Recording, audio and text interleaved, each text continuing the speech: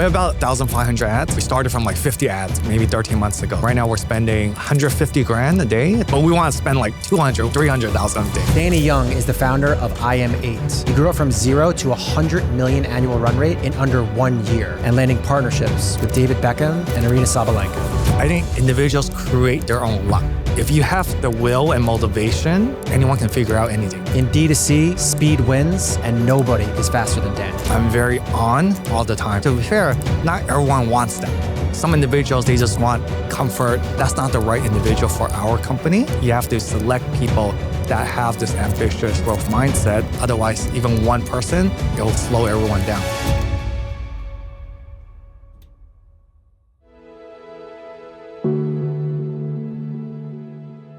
So you went from 0 to $100 million annual run rate in under a year. That's unheard of. Mm-hmm.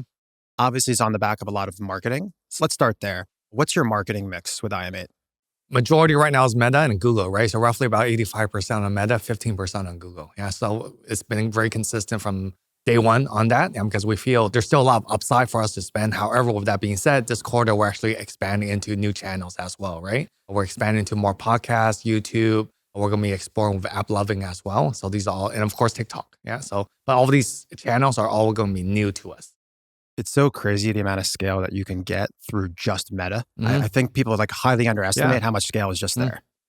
It's insane. And for the people listening too, we're going to get into it further as we get into the podcast. You guys have amazing strategic partnerships.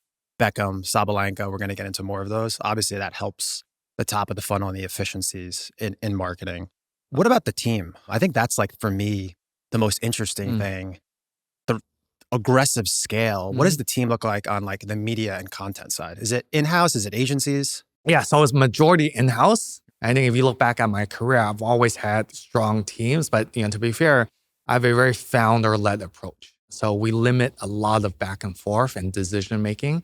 So I'm involved in a lot of different decisions, right? So I keep myself very, very busy from day to night. Yeah. And then that makes everything we do able to scale so much faster. And because the problem is a lot of times if you have whatever people, 5, 6, 7, 8 people, or even more than that, your decision-making process tends to be much longer than necessary because everyone's talking and discussing what should we do, right? Because also at the end of the day, I have so much, I would say also knowledge and experience within what has a high probability of success.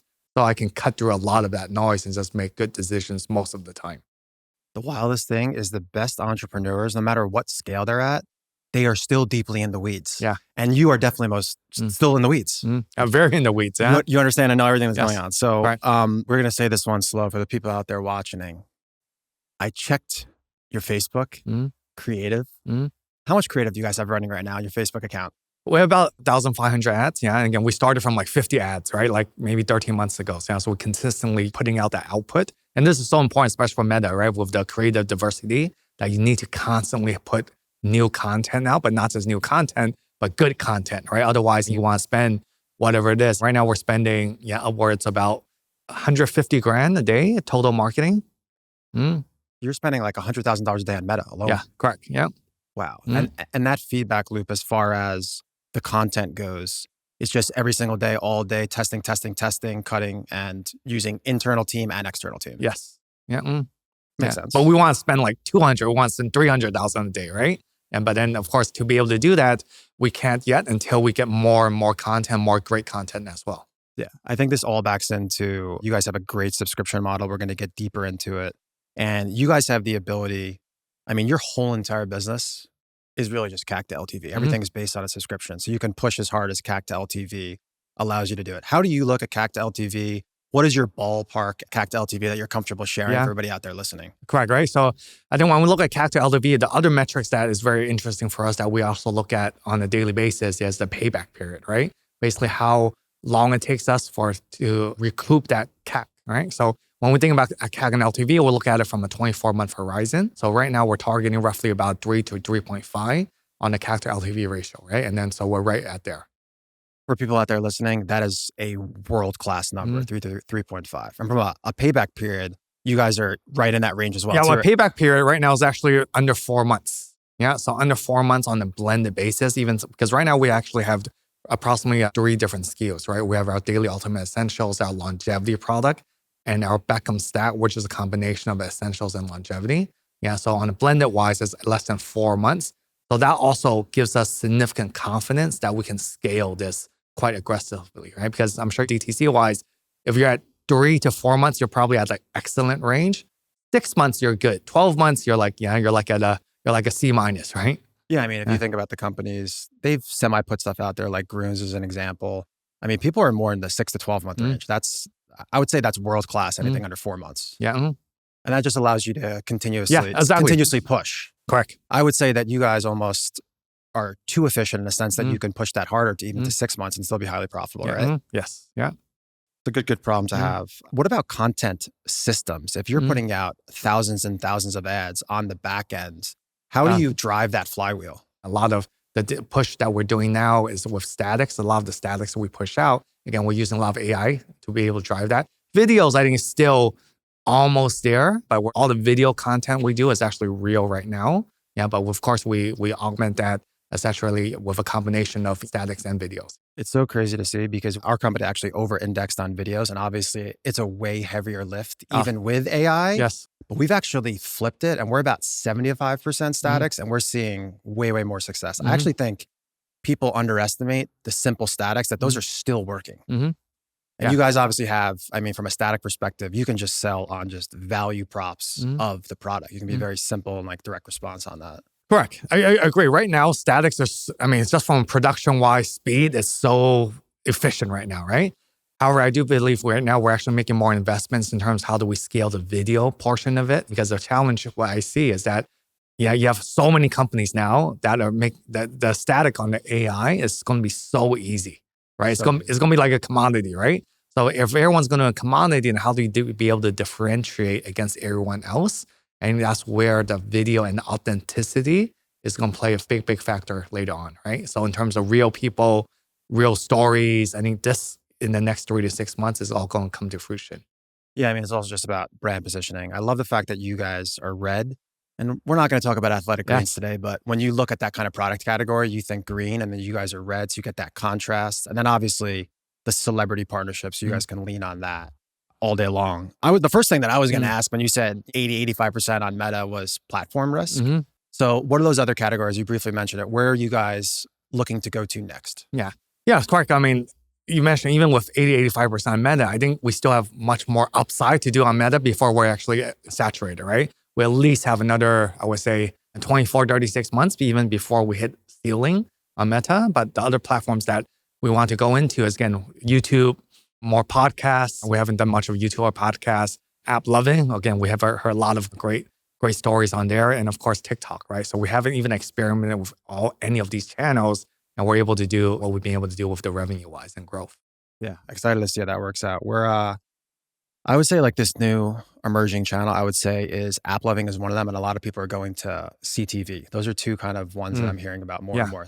I think last year was the app loving year. I think this year is going to be a lot about CTV. That's another big one. Yeah. And we also, same. We haven't even experimented with that yet, right? So that's why it gives us so much confidence in terms of where we're at and what growth opportunities we have. Makes sense.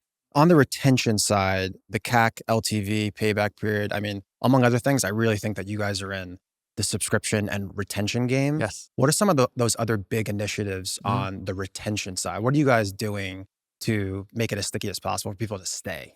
Yeah, great question. And again, that's something that we've been thinking quite hard about even the last 3 months or so, right? Because the first 9 to 12 months of the initial brand was really just about customer acquisition, right? And then so that's how we thought about it. Because at the end of the day, we can't do so much well at the same time. Yeah. But then the last 3 months, a big focus has been on retention. And then so one thing that we actually just started within the last 45 days is actually introduce a 3-month subscription program.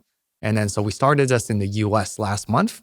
And then we actually seen significant success with that, because what we did is, for example, in the US, our one-time purchase is $112, 1 month is $89.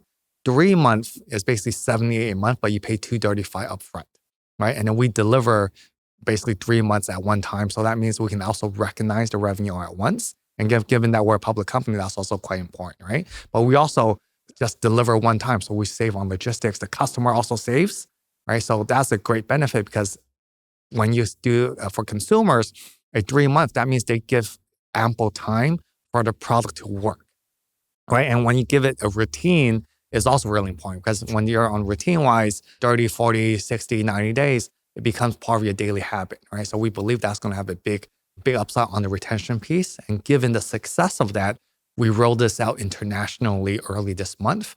And now we've seen actually more than 50% of individuals that are purchasing 3-month subscriptions. I want to stop you there for a second because there is so much juice squeezed into that. I love what you guys are doing. First, it's an AOV game. You guys are driving up your AOV. B, your unit economics as the producer is significantly better because you're saving on shipping. And then C, you're delivering insane value to the customer on a per month perspective. They're getting the discount. And then D, you said something very interesting there. And I think we were talking off camera about my company. It's a want, not a need. And then this, you said habitualization that's an important part of your product too, is allowing yourself enough runway for people to continuously try it so they actually see the benefits. Yes. Yeah. Some of these other ones where if it's like 1 month, they might try it 5, 10, 15 times and it's not enough to actually see results. I love that strategy. Yeah. And again, everyone's different, right? Some people see results in like 3 days, right? Some in 7 days, some 14, 30, 69 days. And we've ran clinical trials on this as well for individuals that have taken it for 90 days. And this was done via San Francisco Research Institute. 95% of individuals that took it after 90 days felt noticeable difference in energy levels, 85% better gut health, 80% slept better, 75% have a sharper cognitive performance, right? So 90 days is kind of like the key time period where majority of people feel that difference, yeah? But one thing that we've also done with the 90-day program is, again, not just offer a discount, we always try to give value to that consumer, right? Hey, why do you want to pay 90 days? Because it's actually quite significant. You're paying, right now, our AOV, since we've introduced this 90-day program, is $280 globally. That's insane. Right? And then for individuals that are buying the Beckham stack, they're paying $500 upfront. Right? So for a 3-month period, right? So it's quite a lot, at least in the DTC world, right? We are in so early though that you still haven't even seen a long tail. That's like you just introduced this. So correct. People aren't even on the resale yet. We're in early. Yeah, we're in early. Yeah. And one thing that we've introduced to create value, and one key, I would say, USP about IM8 is we have an amazing team of scientific advisory board members as well as performance trainers, right? So these are the likes of Dr. Don from Mayo Clinic. We also got Bobby Rich, David Beckham's trainer. So these individuals, what we provide on the 90-day program, we give access to individuals that subscribe to quarterly masterclasses where you can go on Zoom, talk to them live, ask questions, and they'll be providing insights in terms of, like, what's it like to train David Beckham, right? How does Dr. Dawn, she's an integrative oncologist at Mayo Clinic for 25 years. What has she seen? That gives you basically hope to live a healthy life, right? So we give access to 9 of our scientific advisory board members and doctors, so you can access to them on a quarterly basis. So I think that's ultimately providing value to that consumer. That's insane. I've never heard of anything like that. That's that's an irresistible offer at that point. Yeah. I don't know any other brand that's ever done that. You're combining, so you're driving the AOV with a subscription and just giving them digital access to all these people? Yeah, digital access, correct, right? And so that's something that we're exploring right now is like, how do we even basically give more access? Right now, it's starting with a Zoom, right? So we just started this like a few weeks ago, right? And then later on, it's like, how do we provide more access in digital format as well? So you can log in, you can talk to these individuals and get real feedback basically by coming on board, right? Because at the end of the day, we don't want to just sell a product. It's about the lifestyle, the community, about how do we enrich people with knowledge. That's a great idea. And for people out there listening, definitely if you have a hard product, ideate on what type of leverage and access to humans in the marketplace that you have to then give that access to your ICP. I love that idea. I've never heard that idea. I think that's going to work in spades. And since you have so many celebrity partners too, you can start doing, maybe somebody, enters to win to meet David Beckham for dinner or go play a tennis match with Sabalenka. Oh, well, we did that already. You did that already? Yeah, we did that like basically last month, right? Wow. So we did that. We had a golden ticket to Dubai. So basically, we had a lucky draw in which basically we invited 2 lucky winners, airfare, hotels, etc., backstage access, meet with Aryna Sabalenka when we did the Battle of the Sexes event in Dubai with Nick Kyrgios, right? So that was a very special, unique opportunity, right? Just to do that. So that allows us, it gives individual access where they normally wouldn't be able to access, right? I want to talk about some of these partnerships because we're just kind of glazing over these massive names. Sabalenka's #1 tennis player in the world. Beckham is icon. Let's rewind to that night. It's summer 2023. You're at dinner with Beckham. What happened? Yeah, I mean, just give you a backstory on that, right? I think interesting thing is like a lot of this stuff, it just happened organically, which is quite crazy to say, right? And even before the dinner with Beckham, I was having another dinner with my other good friend, and just through my entrepreneurial network, right? And business network, good friend Michel Lamoureux. He has a big media and lifestyles events company in Asia. And then he knows Beckham quite closely. And then I was having dinner with him. He's like, hey, what are you doing? He's like, he's going to go to meet David in London in a few weeks. He's like, do you want to join? And I was like, are you sure? Right? He's like, yeah. Yes. You never know if he's kidding or not, right? He's like, yeah, sure. And then he's like, oh, then like the next day he's texted me. He's like, oh, you're confirmed, man. And I was like, okay, let's go. And at that time, to be fair, I didn't really have an agenda because you wouldn't really think about pitching David this, right? But once we started talking, et cetera, I think he was very intrigued about my background, because just sharing my background is interesting because I had the consumer background, the e-commerce background. And then the last 11 years, we're running Prenetics and co-founded Prenetics was life sciences.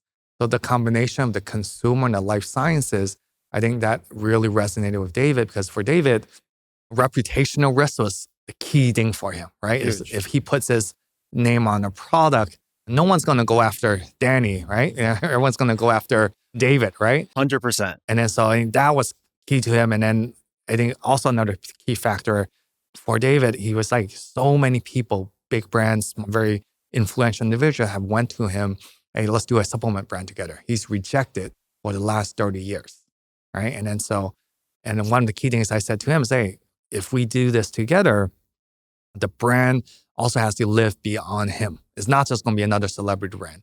The key thing, because at the end of the day, if people may be interested at first, but if the product doesn't work and feel great for individuals, it's not going to have that sustaining power, right? Standalone power. Yep. And so he was also very bothered by that, because a lot of times these celebrities, a lot of people, they want to make it just about the celebrity brand. And then I think for him, it's like he knew if he did this, it has to be much bigger than even him, right? So I think we're looking at this from like a 5, 10, 15, 20-year horizon. And that's how we thought about this from day one.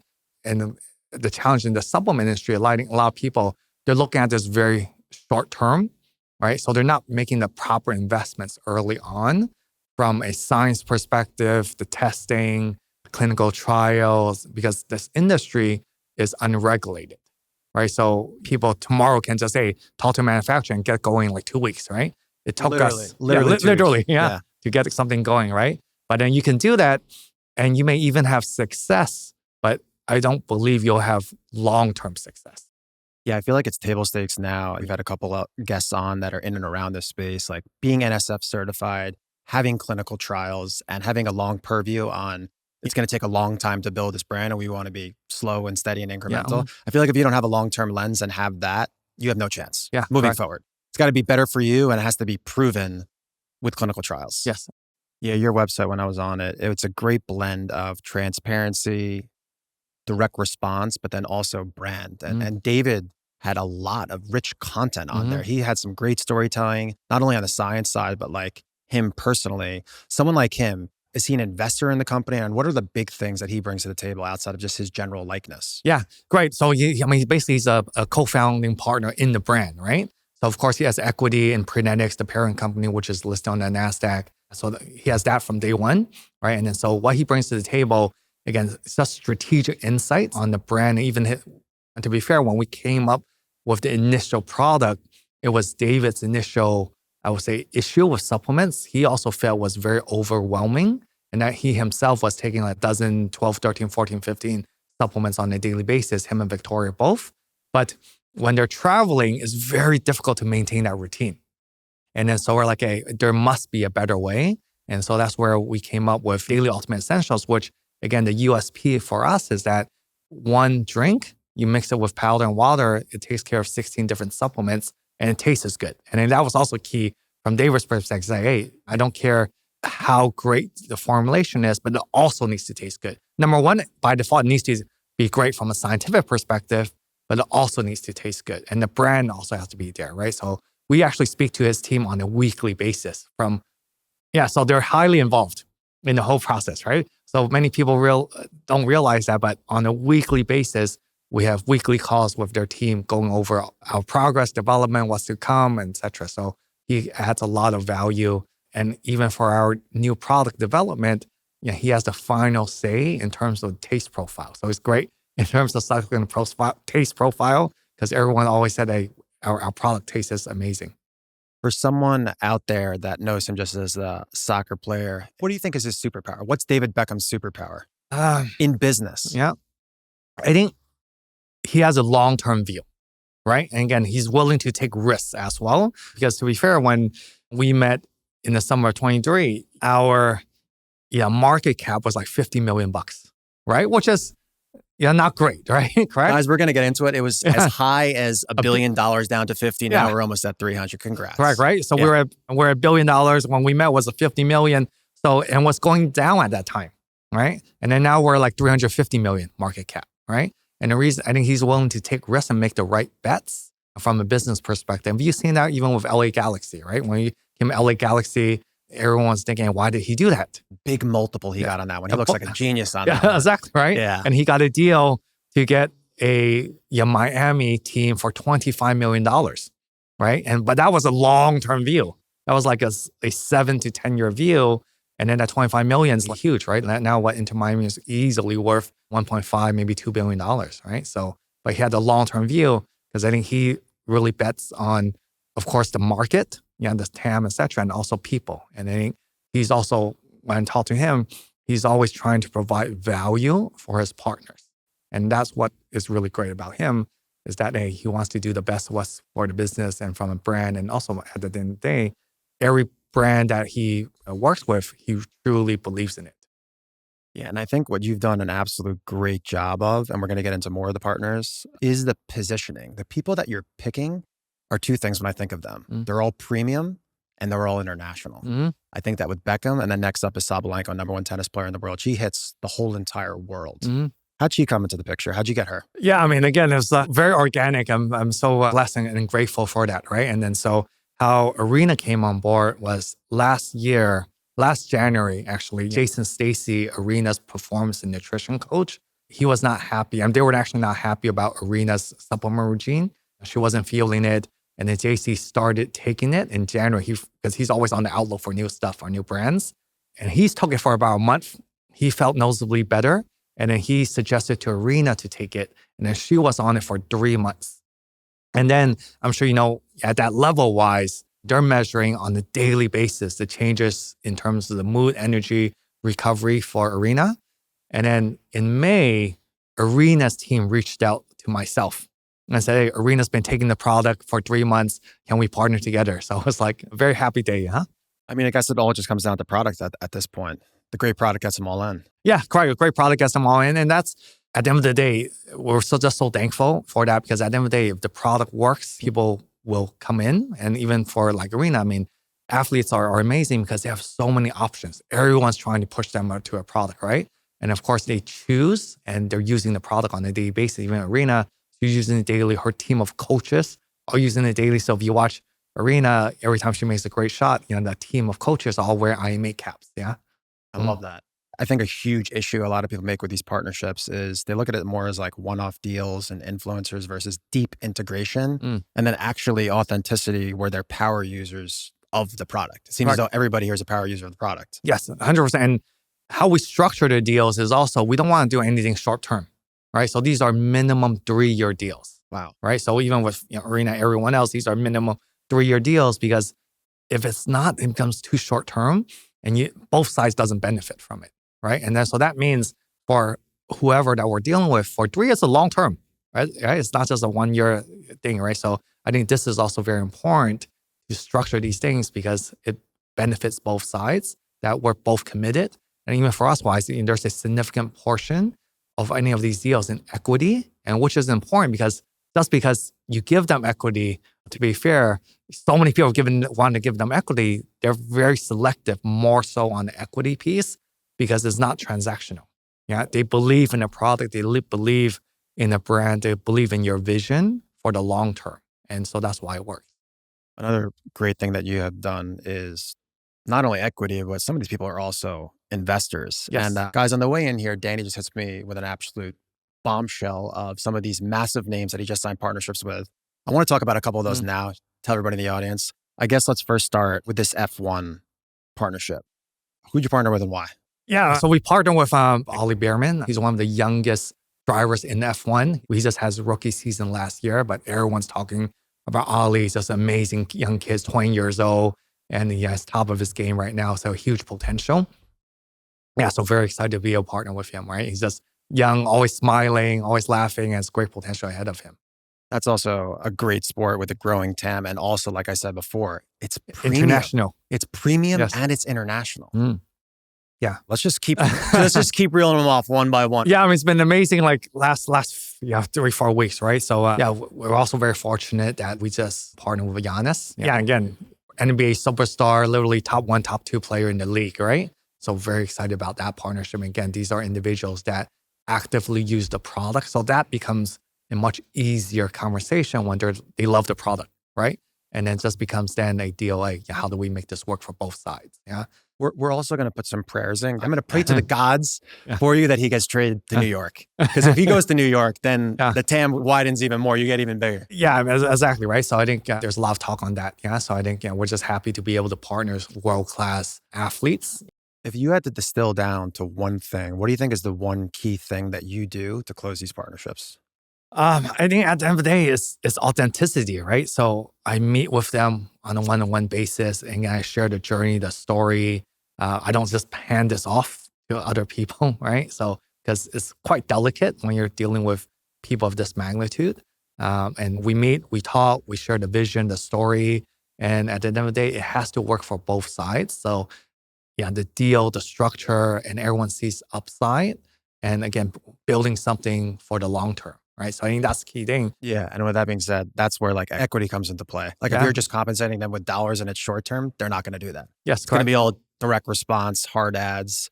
And I think now more than ever, I mean, people just see right through that. I completely agree. I would say the linchpin of all of this, of all these partnerships, I truly do believe is content. When I went to the website, the stuff with David was very, very impressive. You had an ad with Sabalenka, a piece of content with Sabalenka that got over 200 million views, and it was created with AI. Yeah. Walk me through that process. How did that happen? What'd you do? Tell us everything.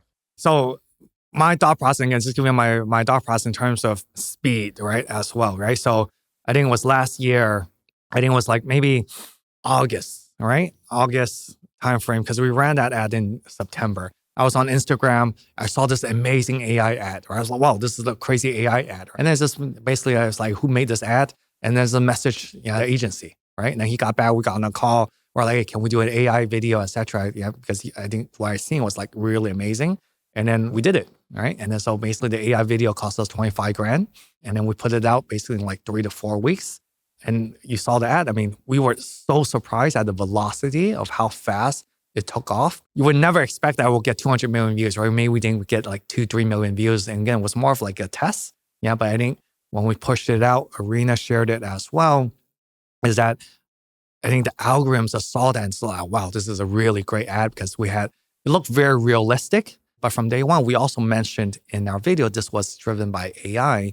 So very transparent, that whole process. And then the first day got like 20 million views. I think that's the key, is that you were transparent with what you did. It created a lot of chitter chatter in the comments. And I think it gave people like agency that this is okay to do. You were very early with that one. Yeah, correct. We launched it like September of last year, right? Yeah. Yeah, and then again, that was right before the US Open as well. So the timing also had a lot to do with it, I think, yeah. Because of course, Aryna won the US Open. Then we played in Times Square on the big digital billboard, right? So it got a lot of traction during the right time. We're going to pop that up for everybody to watch and listen to that ad. Yeah, it's not 50 seconds, but it's like, I think it was one of the most viewed social ads of all of 2025.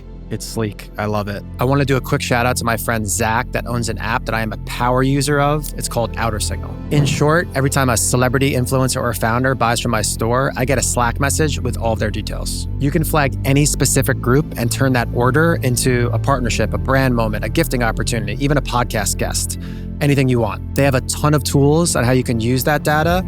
Check them out below, link in the description, and thank me later. Enjoy the episode. What about AI in general? Walk me through how you use that. Strategy, operations, customer service. I know you're ahead of the curve, so give us some free game on that. Yeah, I mean, I would say very early in terms of the adoption of AI, just from a usage perspective, even for myself, right? I use it like literally 2 to 3 hours on a daily basis. Yeah, for everything I use it on, right? Like literally. So yeah, even when ChatGPT first came out a few years ago, very early on, I think key thing for me, to be fair, and my team knows that, basically I tell the team literally, everyone moving forward has to be AI native. Otherwise, it's going to be very, very difficult for me to justify their existence, basically, right? You said it. Right. So I think it's very important as a founder to continue to be updated in terms of all these new innovations, because the reality is 1 week, 2 weeks, 3 weeks ago, it could be irrelevant today, right? But I think with the advancement of technology, all these other competitors, there's brands are going to be using it. And if we're not up to date with these technologies, we'll be left behind, right? The same goes for our employees, right? Everyone has to basically make the use of it, because I feel like, to be fair, I've never felt like a smart guy because I was never good in school, right? Yeah. I dropped out of high school, got kicked out of 3 high schools. So I would say very street smart. But now with AI tools, I mean, I literally feel very, very smart, you know? It's so funny. Now you're getting the people with the EQ now are getting double the benefit, because IQ is going to become, everyone is going to be able to have the IQ because they can just leverage the LLMs. Yeah, exactly. It becomes a commodity, right? The knowledge piece becomes a commodity because there's no way anyone can be smarter than the AI, right? Because the AI is taking knowledge from around the world, where individuals, they're limited by their own knowledge and what they can research, right? And then so that's going to be a commodity. So the key thing moving forward, I'm always telling the team is, creativity, how do you feed that AI engine is going to be so critical. And it's all going to come down to creativity. Yeah, the engineering part of it. So you briefly touched on, you had your whole team making sure they're spending any and all of their excess time on AI. I want to dive a bit more into like your leadership style. So tell us a little bit more about your leadership style and like the operating rhythm of how you run your companies. I'd love to hear that. Yeah, so my operating rhythm, again, is really focused on results, right? And then speed for any company is this huge, huge advantage. Yeah, and then so, I mean, from my whole entrepreneurial career, right? That's been the case, right? So this is now I would say my 4th, 5th company, started from scratch. And then if you look at my past 2 experiences, even again, just to background wise, I moved from US to Hong Kong in 2010 and launched an e-commerce company called You Buy, I Buy. And that was then acquired by Groupon when Groupon went international. And so that was all about speed, right? Because at that time it was really a land grab. So we went from like 0 to, at that time, even before Groupon acquired us, we went from 0 to monthly 1 million US monthly revenue in like 4 to 5 months, right? And then so when they acquired us, we were already the market leader, and we only had like 8 people working at that time, right? For us. So that was the speed and go to market.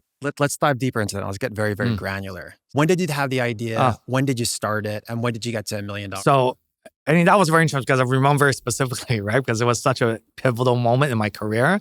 I remember in 2010, a friend sent me a link about Groupon. And then I read the Groupon. I was like, wow, this is crazy. Like they're growing like crazy, right? They just raised $950 million.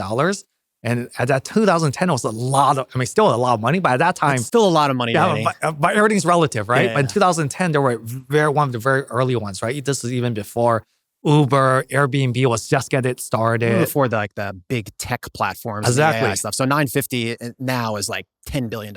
Exactly, right? And I was like, wow, amazing business idea. They were growing, like they were already like the fastest company to hit $1 billion in revenue, blah, blah, blah, et cetera, right? And I was like, wow, crazy. I really liked the idea and always had a passion for technology.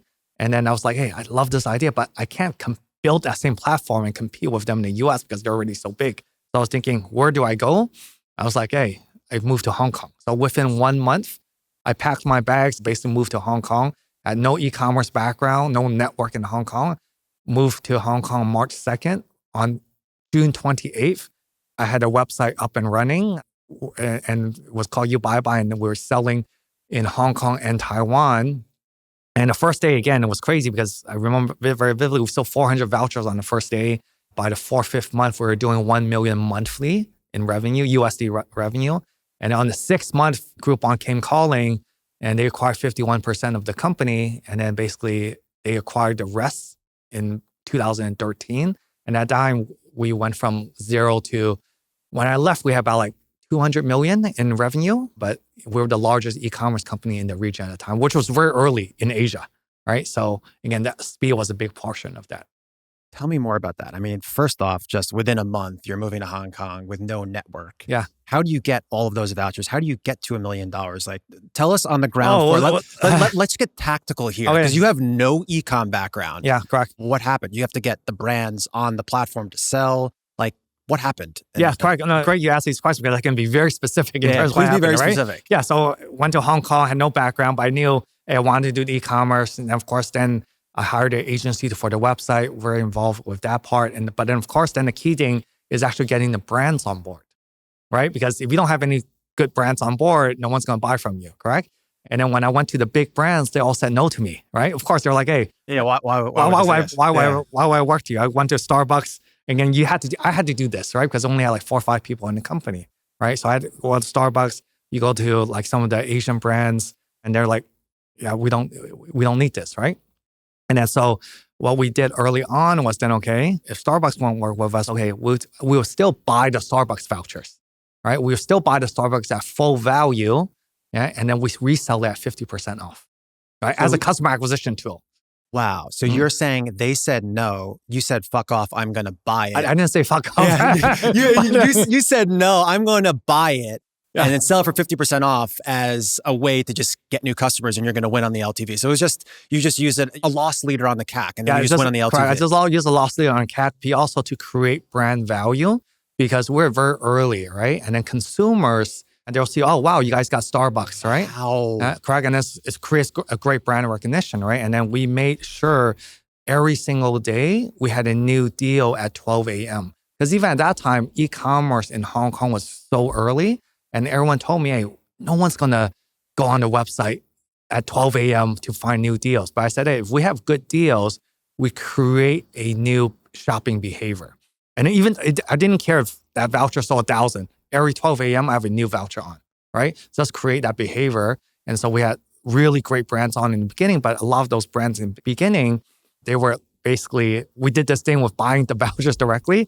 And then of course, at the time-wise, hey, I knew in the back of my mind, yeah, Starbucks will probably send us a letter, which they did. It's like, you can't do this, right? But as long, you probably can't resell vouchers. You cannot. Yeah, it actually says you cannot resell vouchers, right? Love that. Yeah, but then at the end of the day, we were a small company. Beg for forgiveness later. Yes, you're a small company. And then but at the same time, it's like we work with Starbucks. Then I can go to Pete's Coffee. It's like Starbucks just worked with me, right? Jeez. Then we get a real deal from Pete's. And so continue. And then one of the key moments, even early on, and giving you very granular, specific details, was I co-called this restaurant group, Dining Concepts. Yep. And then the marketing director, he was really rude because I co-called, right?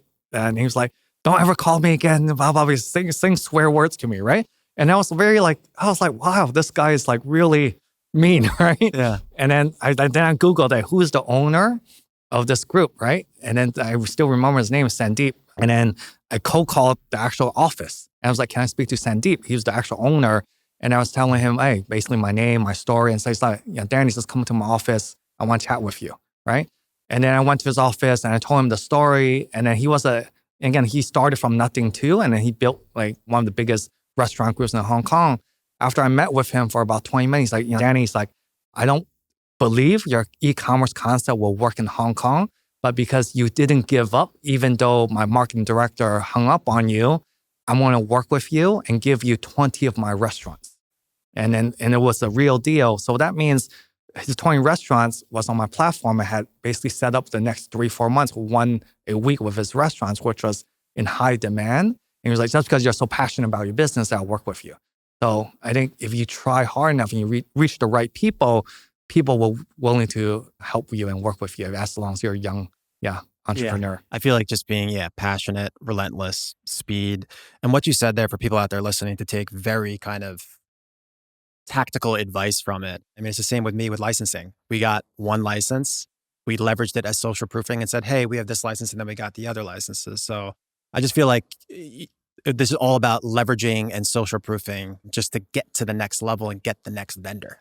Yeah, correct. In the early days, right? Because you have no leverage. And then at some point, you have the leverage Yes, and you exactly. are real because they are real customers. Yes, correct. Yes, Yeah. We're very grateful now. Yeah. That's a great point when you get to that point, when it actually is real. Yes, when you're small, you can take much bigger risks, all right? And then as your company evolves at each stage, then it's different. And of course, right now we're a publicly listed company, right? So everything we have to do by the books, right? Everything's audited basically by Deloitte, right? So I think now it's a very different stage.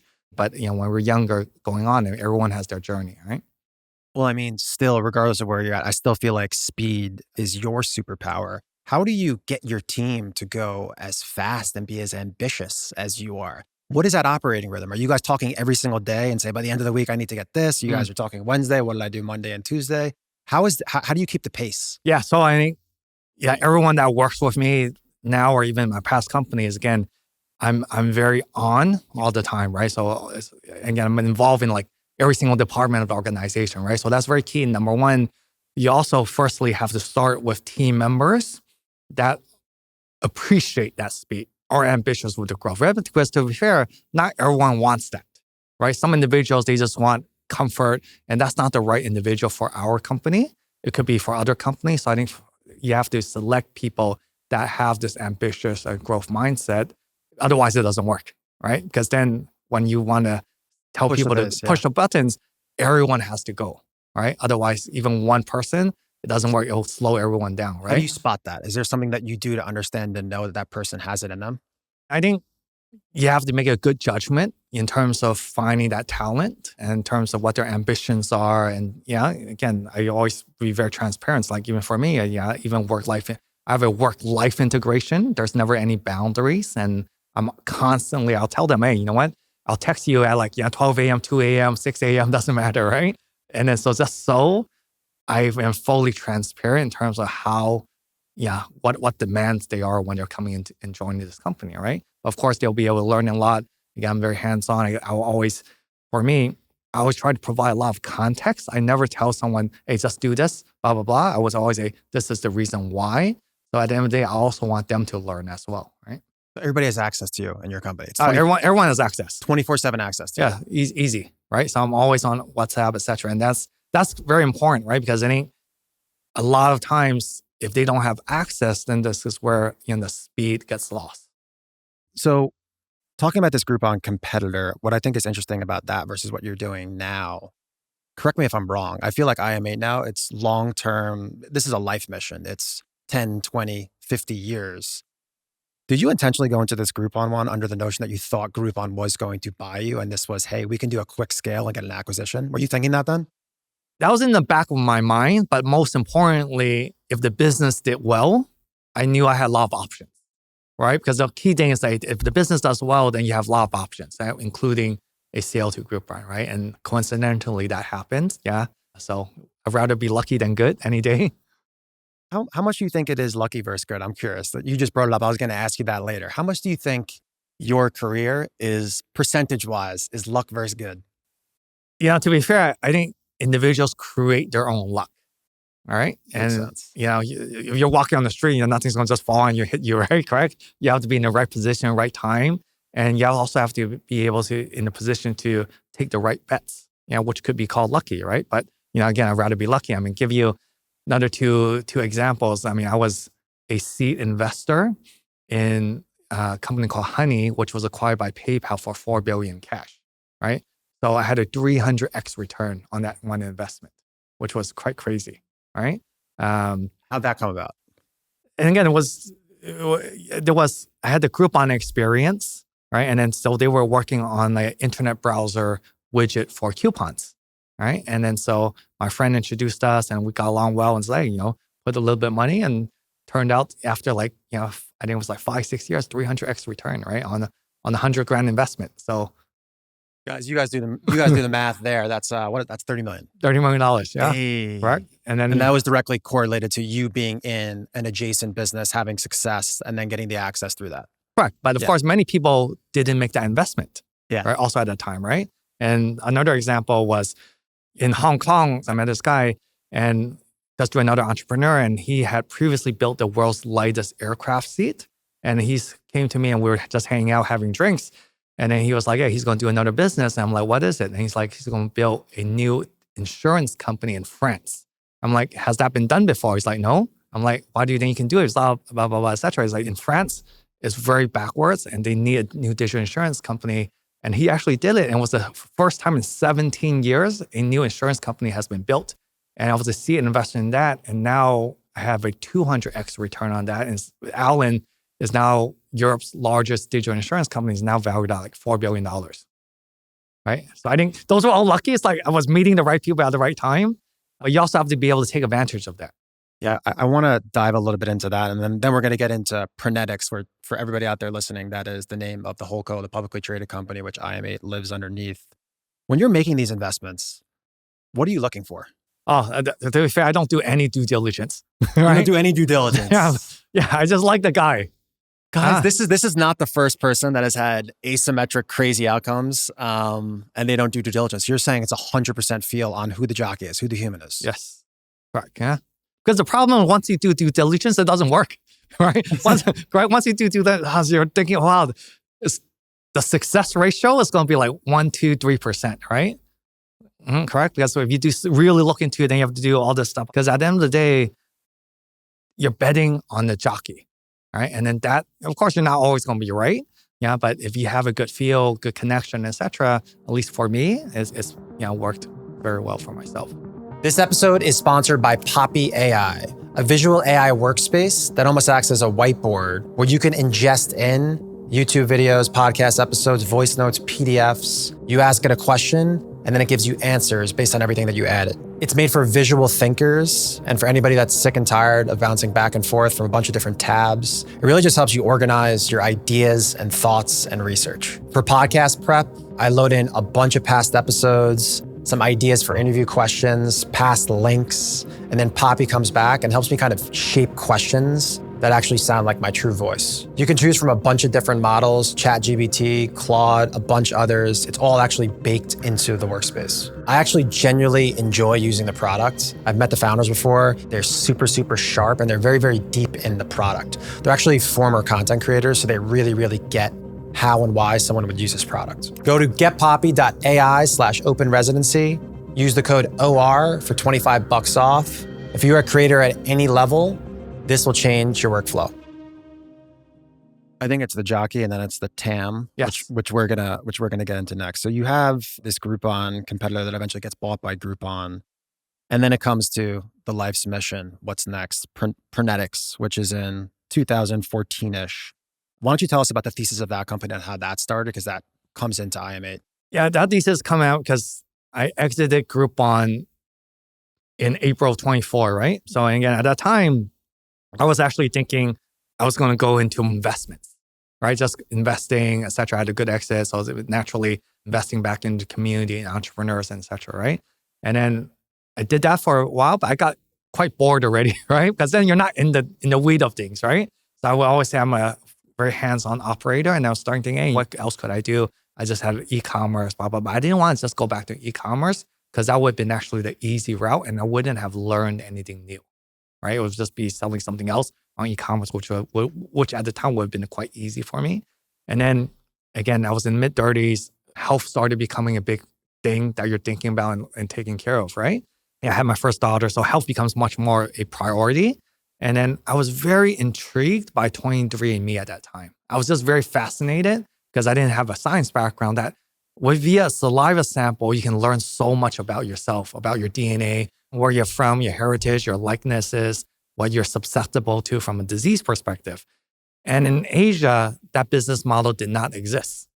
That swabbing of a DNA didn't exist. This is crazy. This is going back to the Groupon. You saw it winning in the US. It wasn't in Asia. It's the same thing. Yeah, exactly. You just saw the hole in the market in a different geography. Correct. Yeah, and I loved Hong Kong, right? So I didn't want to go back to the US, right? And then so I saw the same thing and I was like, hey, of course I didn't have a science background, right? But I had, again, even when I first started looking into 23andMe, I started myself first, researching and reading lots of white papers in terms of the technology, the science, how do they actually do it? Because then I need to get equipped from a knowledge perspective before I can then talk to researchers and scientists, geneticists, for them to come join and do this together, right? So that's what I did, research the industry. So I can then talk at least somewhat intelligently on the language to other language scientists, and then was able to bring them on board as the founding team to create Prenetics, which the name actually comes from have prevention and genetics. So the original thesis was 23andMe in a different region. You have the concept, you talk to scientists, you bring on 3, 4, 5 scientists, and then what? Correct. And then we started going to business, right? So we started basically selling initially, again, I tested direct to consumer with the DNA test, actually, and just running ads, etc. But at that time, the customer acquisition cost in Asia was way too expensive. I'm like, there's never able to make a profit, right? And then, so we didn't go direct to consumer initially. So we went to B2B2C.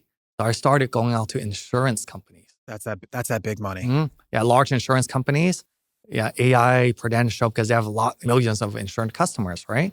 And so we would offer them DNA tests to their customers, and the insurance company would pay for it, right? So that's what we did for basically the first 4 or 5 years until COVID hit. And what does the unit economics of something like that look like? Is that just like a traditional wholesale model where if it's $100, you just sell it to the insurance company for $50? Or how does that go? Yeah, so it was the unit economics on that is, again, the insurance company is basically buying the test on behalf of the insured, right? So they provide it as a free benefit. Like when someone buys an insurance policy, they'll say you also get your genomic results to understand your disease risk, et cetera, right? So we'll just give a price basically to the insurance company. And then we have our own lab and science team, and then so be able to produce the test. They're probably lower margins than traditional businesses, but huge volume. Because if you're working with an insurance company, you're a preferred vendor, and just as many patients that come in, they're going to give it to them. Yes. Mm. I like that business. I like that volume business. So you're doing this for 4 or 5 years, B2B, B2B2C, not doing e-com. COVID hits, which with every business, there's a story. So that happens, and what happens? Yeah, when COVID hit, and of course, in March 2020, COVID hit, Hong Kong just started getting the wave of COVID and et cetera wise, right? And then actually had a meeting with the chief executive of Hong Kong in early March in terms of seeing if there's something that we can do to help, because we already had a laboratory, right? And again, I think actually, to be fair, maybe even going back before that meeting with the chief executive is that maybe in like February, people started texting me, say, hey, Danny, do you have any PCR tests or COVID tests? I'm like, no, I don't, right? And then another friend texts me, another person texts me. I'm like, there's something going on here, right? Then I started looking into it. Is why so many people texting me about doing COVID tests? Because of course we have the laboratory, etc. But that means it was very difficult to get a COVID test in Hong Kong. You actually had to go to a hospital. And at the same time, the hospital, if you want to go, number one, you don't want to go to a hospital to get a COVID test. But if you did, the COVID test at a hospital was like $500 to $600 USD per test early on. So I was like, okay, maybe there's something there. So of course, naturally, you want to be able to partner with the government. Right? And so I was able to get a meeting with the government. And at the time, they declined us, like, we don't need your help. We can do it on our own. But they were interested under the notion that you had the infrastructure, and then going back, like the social proofing with working with the insurance companies, like you were credible. Correct, exactly. Yeah. We're credible, right? So that's why they accepted the meeting in the first place. But they said, hey, we don't need your help. We can manage it ourselves. And then the second wave of COVID hit, huh? Like the real wave came. They're like, yo, this shit's real. Yeah, sorry. So after that meeting, we're like, okay, what do we do now, right? Then we said, you know what? Hey, let's just launch our own direct-to-consumer COVID at-home test, which we did basically in 3 weeks later. Right. So again, speed was quite critical on that. And then we launched our own direct-to-consumer. Let's stop there. Wait. So how do you do that? So in 3 weeks, you're figuring out, you're utilizing your scientists to figure out what this test looks like. Yes. You're getting a test, you're reverse engineering it, and then just selling it. Correct. Because we already had the laboratory and infrastructure set up already, right? And so it's just a matter of getting reagents inside to our laboratory. Our team already knows the science of it as well. Because you have to understand, we're doing clinical genomic tests. The science on that's much more complicated than just a PCR test, right? So it was easier for us, right? Just understand that part. And then so in 3 weeks' time, basically we set up the full infrastructure, selling it online, individual in Hong Kong. So we're the first provider in Hong Kong to do a DTC COVID test for $100 USD. And like the first day we launched, we had like 200-300 orders already. And every single day we will be sold out because there was a capacity limit. Right? So the hospital was jacking up the price. The unit economics were crazy. They were selling for like $500-$600. We did it for $100, right? So it was just a way to offer the community for individuals something that was good and validated. It's so funny that you say this again for people listening out there. I've had this inflection point in my career multiple times is looking inward at your team, whether it be the talent of your team and or the production or the distribution. What do you have? And you could be serving one market, but there could be a TAM that's 1,000,000 times bigger that you can take your expertise and bring it elsewhere. And it seems as though that's exactly what you're about to do is you're seeing a massive opportunity and you're like, hey, we can produce this. I have the chops from a distribution perspective to know how to do e-com, and then you go. Yeah, correct. Yeah. So we went, and then so every day we're selling out and et cetera. And then when the second wave in July of 2020 hit, then the government came back and called me. It's like, hey, can you help us do something, right? Because the wave is getting off control. I'm like, yeah, yes, we can definitely help. And our first mission or task, and was with the chief executive of Hong Kong, is like, we want to test all the restaurant workers in Hong Kong. I'm like, okay, how many people is that? They're like, 18,000 restaurants, 300,000 staff, right? Because, and this was in July 2020. And then this is with your laboratory with 5 people Yeah. I mean, we were like 10 people maybe. but then again, that was a big task, right? And they're like, how long, do we have, right? We're like, you have 6 weeks to do that. Because the speed was critical. And then so we accepted the project. Right. And then basically we went door to door to pass out saliva PCR kits to all the restaurant workers. And the first day and for the first week, I went out 8 hours a day just to passing out because I knew I needed to show the team. I was also at a big risk because at the time there was no vaccine. Right. Wow. And then so I went to the most high risk places of COVID passing a PCR test. And you can see on my Instagram, it's a real story. Right. Because you have to set the precedent to your team, though. You have to set the precedent. I'm willing to do that. It's like, hey, everyone else should be able to do that because, again, that goes back to the team. If everyone didn't have that motivation to just go, it doesn't work, right? So, and then we were able to do that. And so you executed that. Yeah, we executed that. It was crazy times. We had massive hiring because at that time also in Hong Kong, a lot of people got laid off. Yeah, so we actually then supplied work to a lot of people that got laid off from the hospitality industry. So it worked out to be favorable for everyone, right? And then what happened in the coming 2-3 years was then there was many vendors that happened eventually. There was like maybe 15 to 16 different laboratory partners. But the crazy thing is we're the first. And then, of course, the government, they have to spread the risks, right? They can't just give the contract to one person. But then what happened eventually was all the other providers, they kept messing up. They had like data issues, false positives, et cetera, et cetera. So at the time when you get a false positive in Hong Kong, you have to go to the detention center for like 7 days. Wow. Right? So it was very bad in Hong Kong, but we were the only provider that did not mess up. We never had a false positive, false negative in individuals. And the government kept coming back to us, saying, can you do more? Can you do more? At one point, we were doing all of the testing for our inbound flights into Hong Kong. We made a household name for ourselves. Everyone that flew into Hong Kong had to do a Prenetics PCR test, which was mandatory. What does that volume look like? We're doing 40,000 tests a day. Wow. So at one point, it was like crazy. It was 40,000 tests a day, 3,000 people, logistics, supply chain, everything had to be top notch. And in 3 years, we had 800 million in revenue. I want to take a step back here when we're looking at this. You start this company, it's on a complete rocket ship for 3 years. The identity of the company is this COVID testing. Oh yeah, correct. We're known as a COVID testing company, right? Yeah, so 2 big things for people out there listening. 2 things happen. 1, at some point you go public, which I want to hear everything about that. And then 2, obviously COVID stops and we don't need COVID testing anymore. So you're crushing it. You're doing hundreds of millions of dollars COVID testing when people come into the airport.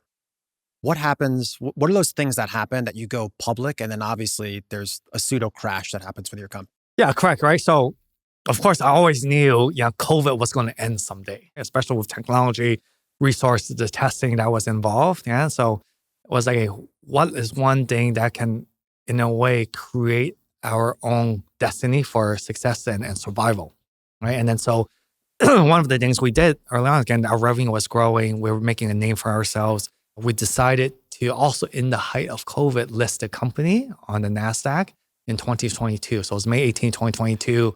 We listed it. And again, it was amazing. We had a $1 billion valuation. Yeah, it was great until COVID ended, right? What are those things that people get right or wrong when going public? I mean, for me, when I look at it, it's just like, you have to be crazy with your financials. Mm-hmm. What are some of the other things that are the big kind of rocks that you have to push down the mountain as far as... Yeah. So, I mean, the financials is a good point you mentioned. I think that was always, regardless if we went public or not, right? So it was very important for us that we were audited by a big four, right? So we were always audited by KPMG, Deloitte, and et cetera, right? So that means they didn't actually have any issues from an accounting perspective, right? Because if your books are not in order, you can't go public, right? So from day one, even before like early days, like 2016, 17, we already had audits by Big Four. So then was just making sure that, again, you have the right team, the right bankers involved, the right partners involved for that. And when you do that, COVID crashes somewhat soon. What's that inflection point where you're like, okay, I need to pivot? Yeah, so we knew we needed to pivot. And then I think post-COVID, again, there was a lot of companies that actually went public during that time. And the crazy thing is that they're all bankrupt right now, or they're not listed anymore. There were like $2, $3, $4 billion companies that went public during the COVID times because they were doing such big revenues, like $1 billion, $2 billion in revenues. But I think the challenge there was that they continued onto that business and they thought the testing would continue for a while, where I felt at that time wise, I don't think testing is going to continue. And then, so we made a big decision at that time. Once we knew, hey, you know what? COVID is not going to continue, and made that decision is that basically shut down our COVID operation, which meant laying off 2,000 people. Guys, Danny's the pivot king. He's the speed king and the pivot king. It takes a lot to A, make that hard of a pivot, and then B, lay off all those people. I've laid off or fired 10, 20, 30 people, not thousands of people. How hard was that? And what was that like? I mean, it was hard, right? Very, very hard. Because a lot of these people, we were going through kind of like the COVID times, which was like crazy rocket ship. Crazy, not just rocket ship, it was just crazy intensity, right? In terms of, it was working like literally 24/7, literally for almost 3 years, all right?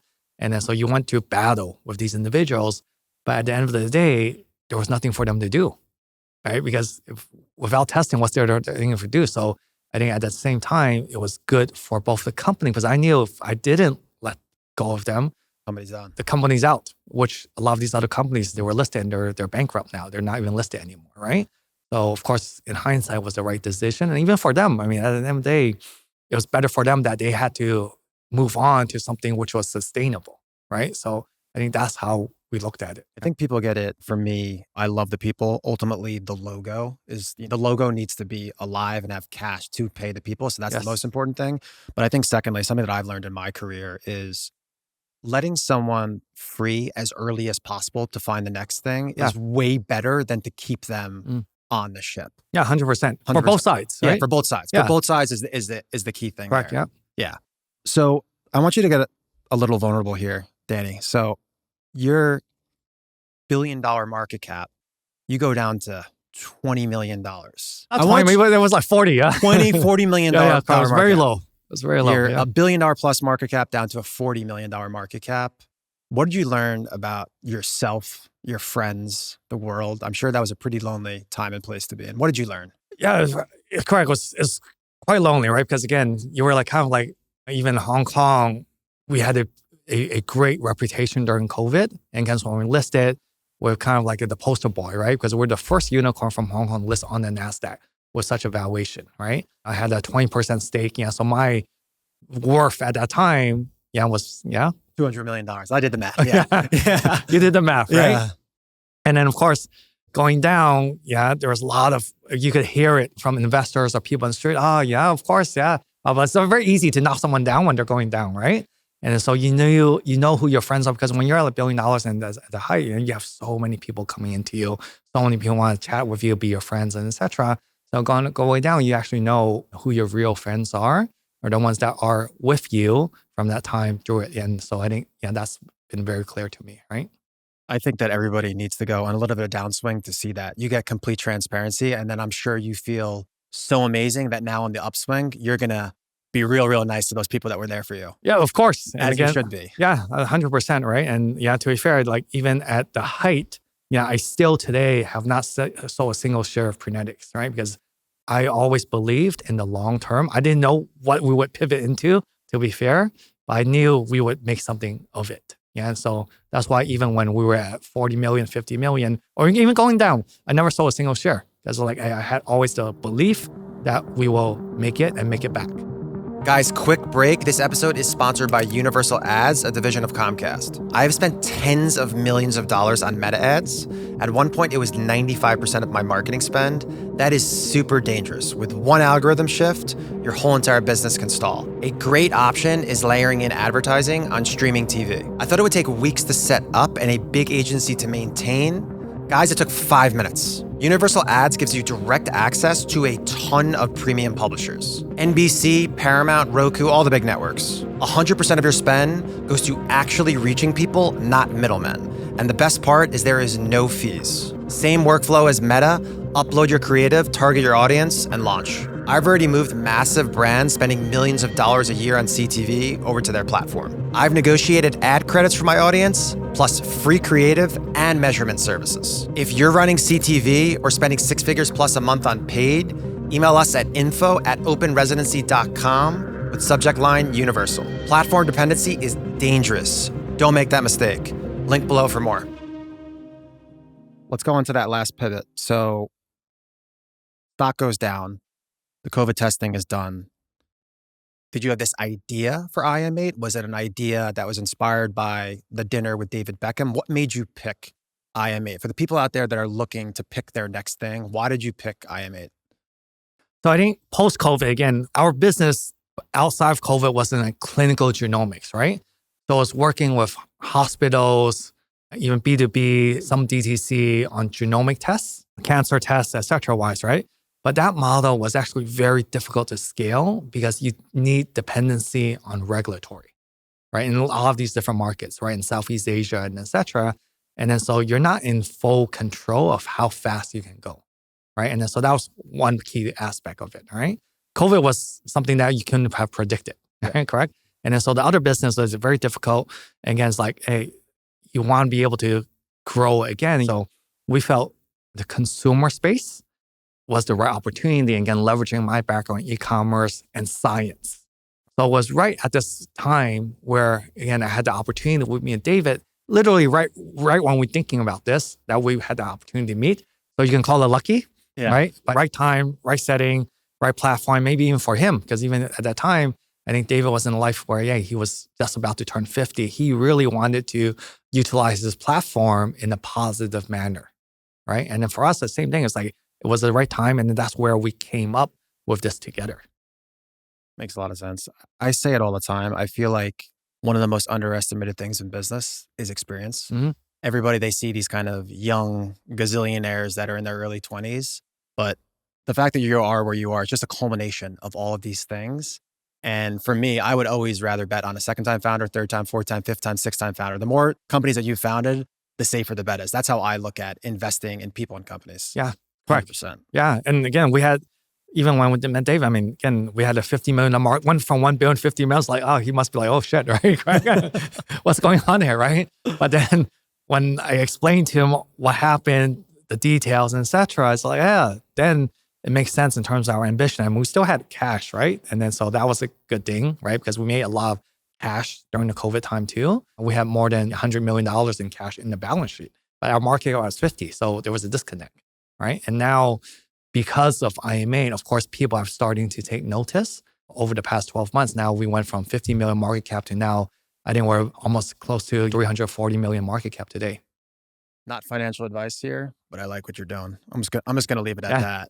Okay, let's round the corner here. I'm gonna ask you a ton of random questions. You could fire off short answer, long answer, whatever you want. I guess let's first start off with, you have, I don't know, over 500 Bitcoin. I don't know, $40, $50 million of Bitcoin on the balance sheet. Why? Yeah, so we just felt last June, it was a good opportunity, basically from a treasury perspective to invest in Bitcoin. We have excess cash, et cetera, et cetera. So we just basically started buying Bitcoin last June. And however, with that being said, the business of IM8 just grew way faster even than I expected at the end of the last year. So it just became a bit of a distraction. So what we mentioned is that we've stopped buying Bitcoin now and into the future and just fully going all in on IM8. Well, you're under the notion that you just think Bitcoin will hold its value more than 3-4% savings bonds. Yeah, correct. Exactly, right?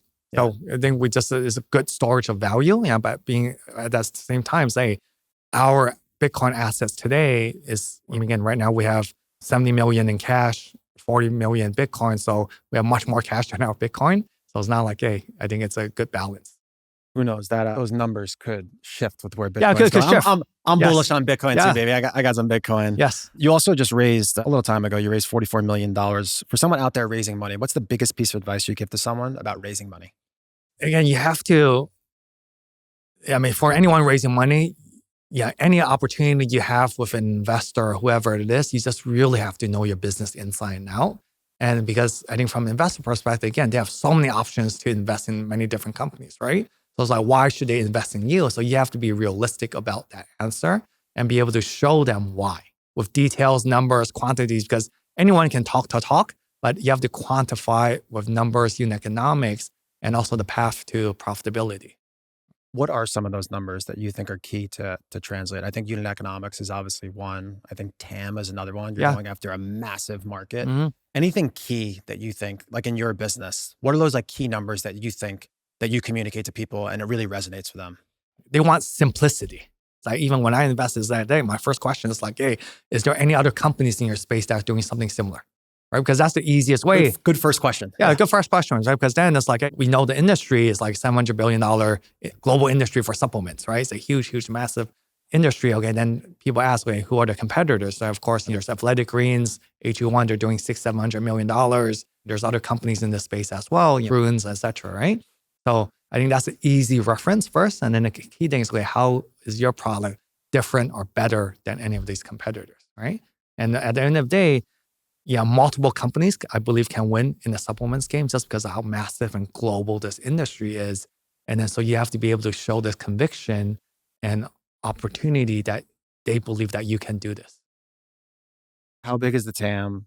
Who's in the space? How much they're doing? How are we different? And then a couple other core numbers, core unit economics, maybe CAC to LTV. Yeah, but exactly. Just be very, very simple and precise with that. Correct. And the runway too, right? Is that, hey, do you have enough cash on the balance sheet, right? To be able to do what you need to do. Agree with you there. You guys aren't in retail. Why aren't you in retail? I think we now ship to 31 countries around the world, and it's 100% direct to consumer. 98% of that is on our own website, iam8health.com, 2% on Amazon, because we still see so much growth opportunities. Yeah, because, for example, only 40% of our business is in the US. Yeah. Wow. 40%, that's it? Yeah, that's it. Exactly. Right. So 40% is in the US.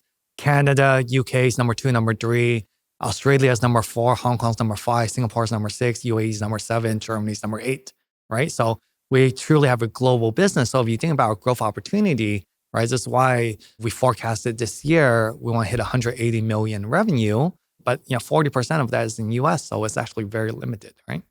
So a lot of growth. So you believe in 100% penetration in the world for D2C as opposed to doing US D2C and US retail? Correct. Yeah, from day one. Yeah, so I think easily we have another 3 years before we even get into deep conversations with retailers. To be fair, all the major retailers have reached out to us and we've rejected them. And from a leverage perspective, keep projecting them, and then the terms will be better. Yeah, exactly, right? And the reality is like, we're growing so fast. I think if we put in retail into this now, it also loses focus. And I actually don't believe at this early stage of our brand, we can, even from our own team perspective, we can do everything well.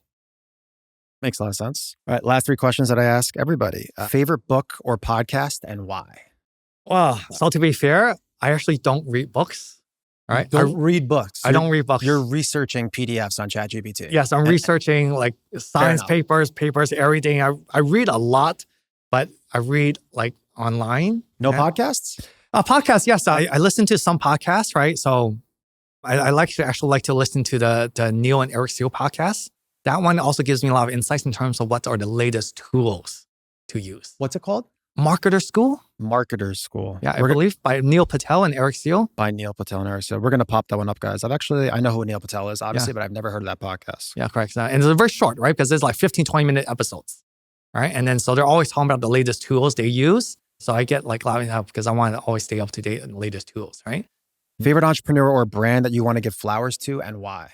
I think I've always been a big fan of Jack Ma, just because if you think about his story from origins, right? And he had the foresight to even record when he was fundraising or getting people involved to his little apartment, like 12 people, right? Recording that. And then he was an English teacher in the US. And just to be able to build what he'd been able to build, from basically coming from nothing and doing that, very amazing. All right, last question. How big can IM8 be? Yes, great question, right? So I honestly believe it can be one of the world's biggest supplement brands in the next 3 to 5 years, right? And this is really rare, even from my entrepreneurial career, that we have a lot of the pieces to make that happen, because you have a great product market fit. You have the performance marketing piece, right? Which now I think we have a good grasp on, right? You have the brand piece, then you have the celebrity piece, you have then the organic individuals that are using the product, which are highly influential. So you have a lot of different pieces. I think from IM8 perspective, and this is why I can go on record and say, a lot of times people ask me, hey, what other new business are you going to start? This is going to be my last business. And I want to go all in on this and believe this has a huge potential to truly be one of the world's biggest supplement brands in the next few years. I love that answer. I always say this is going to be my last company. Shows a lot of faith.